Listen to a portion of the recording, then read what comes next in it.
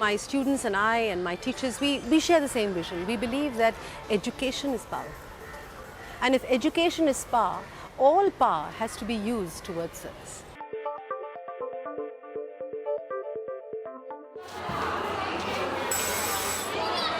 People who come into my school understand that it's not only a laboratory for academia, so to speak. It is a space where we will be having connections with children, where children from the community will be coming in, where we'll be dealing with the underprivileged, where we'll be having international programs, where we'll be touching the lives of so many people and so many aspects of growth and development. A lot of my children are very keen on making films, because they feel that when they make films, they make videos, they connect with, through the use of audiovisual aids, they go out more, they see the real world more. And they've always told me that when they do these kind of projects, they grow.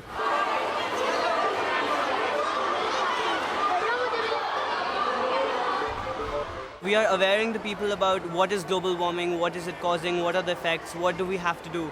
And like carbon footprints is a way to measure global warming. So by telling the people and telling them small issues like you can switch off the fan, you can switch off the electricity, that really helps. What about the video? Why is that a good idea to use video to teach? Basically, everything is theoretical. You just keep doing in the books that global warming is this and this is the ways to combat it, solutions, but we don't do anything practically. So this is a step, this is a measure by us that we're making this video so that let people know that yeah, we're doing something actually.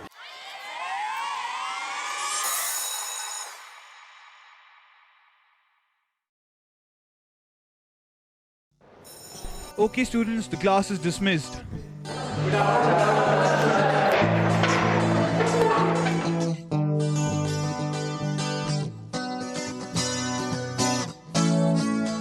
Sahil, you still there?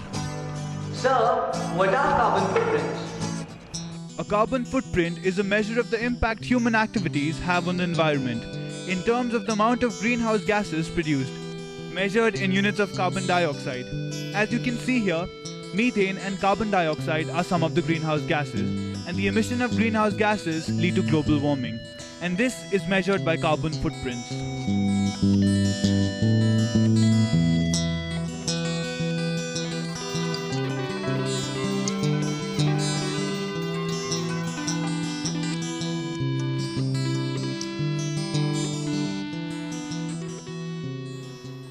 What are emissions? Emissions are gases and particles released into the air as byproducts of a natural or man-made process.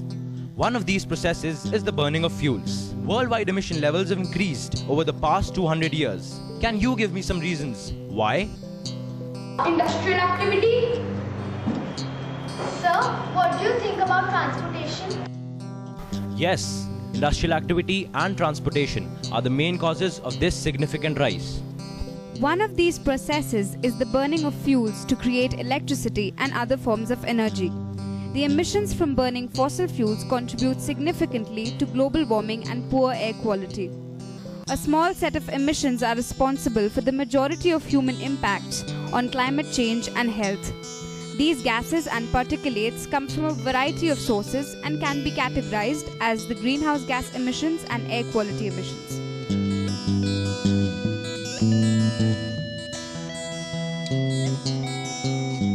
We have already learned what is a carbon footprint. Today we are going to calculate the carbon footprint in our immediate surroundings. What are our immediate surroundings? This classroom, right? The carbon calculation or carbon calculator is divided into 4 sections, that is electricity, heating, transportation and emission reductions. They are appliances like fans and tube lights.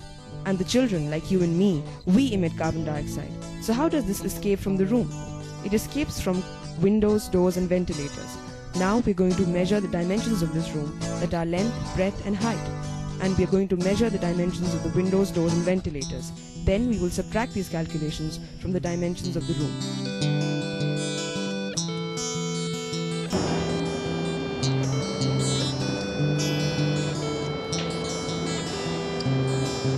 Save money and help the climate. If you are in the market for a new appliance, look for the Energy Star label. These products consume 20 to 40% less energy as compared to the standard products. There are over 35 product categories that bear the energy star, including ceiling fans and appliances. Recycle. It really makes a difference. Make the extra effort to rinse out your spaghetti cans, soup jars, and the plastic and soda bottles. Remember, composting food waste for the garden helps returning valuable nutrients to the soil. Remember, the more you recycle, the less waste goes to the landfill. Let us together reduce carbon footprints and the carbon emissions. And If not, this is what we have in store for us.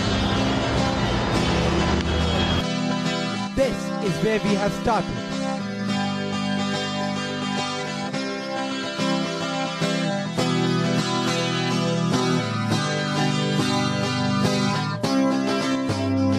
And this is where we end.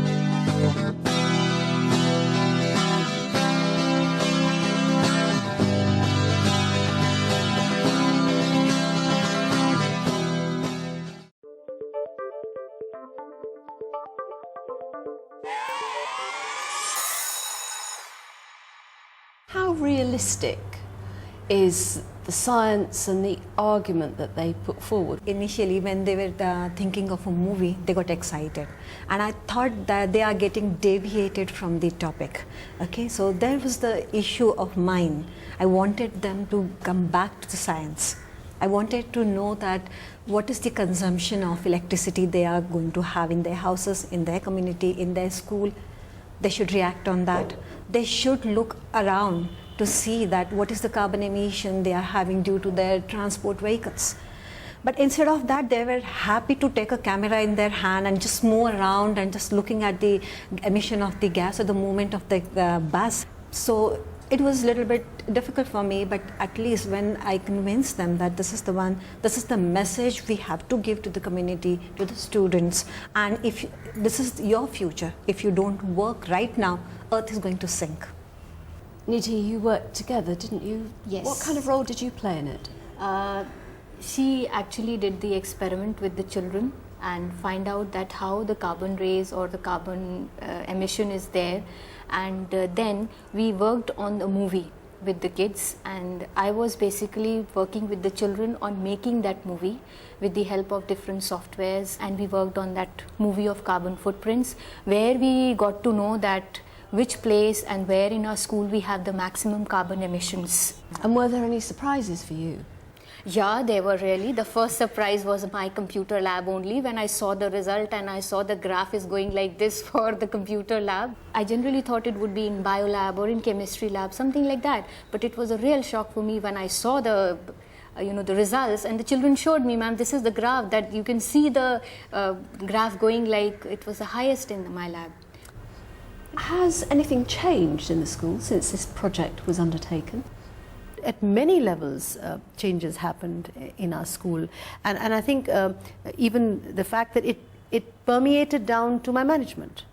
Because I remember that when the children came up to me and they all rushed to me and they said, you know, the worst place that has these carbon emissions is your computer room, ma'am. Yeah. And I said, don't tell me. I thought it was the chemistry lab. They said, never. It's the computer room. I asked the teachers, I asked the children, and we did a kind of a comparative study, an analysis, and then we made that out, and I put it in front of my managing board during my management board meeting, and I said, look, this is what it is. If we call ourselves a progressive school, if we call ourselves a school that believes in doing pioneering things, then let's now relook at our computer labs and see, how can I prevent this? How can I make it a more environment-friendly lab? I think the first step should be that we start implementing this thing in our schools, so that we can set an example that, like, we are switching off the fans, we're making sure everything is going accordingly, we're not letting people burn the leaves that causes pollution, we're not letting that happen in our school. That is why we want you to help us make this kind of become a revolution and let other schools also follow. Because schools also, like our computer lab got all renovated. So it is a measure from our side how we are doing it and how we could set an example for others to do the same. By making this movie and showing it at various occasions like symposiums which our school holds, or showing it to the foreign exchange guests, we are able to spread this message throughout and sort of started as a movement to actually reduce carbon dioxide emissions. On this journey, they've demonstrated a huge amount of faith in what they're saying. Yeah, of course. Not only faith, what I can say that the kind of a confidence they have gained, it has helped in learning and teaching process also. Okay, it was not only a one-side teaching, that is teacher to students, it was in both ways. And not only both ways, the elder ones really went to the junior sections and they taught what carbon footprint is, what their role should be in reduction of carbon emission. And elder ones are the ones who really understood the importance of working in a group. And not only in the group, that the extensive study they have to do when they want to pass certain amount of message to the community. And what kind of a responsibility comes on them. They really have learned a lot about that. The concepts of community and within that leadership are obviously important. What ways are you developing that in this school? I can say that the coming in of the school clusters that have been created, I think that itself has been a huge partnership in getting involved with the community because of our large numbers in India. Our schools have a huge amount of children. And so if I at Springdales has a community of 10,000, then the other 6 schools in my clusters would be having the similar kind of communities. And I think the fact that when we go back to our cluster schools interaction at Leicester, and they then touch their community, so they get our ideas, so it becomes a kind of a global community.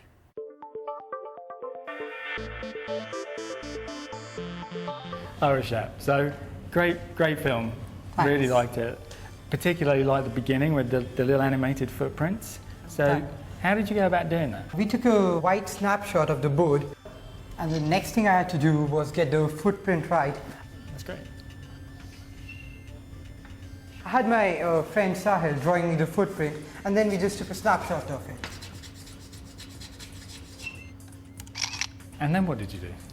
Well, then we just imported the snapshots into Flash, and bingo, then using motion tweening and making a mirror image of the original footprint. We get 2 footprints, and that's it.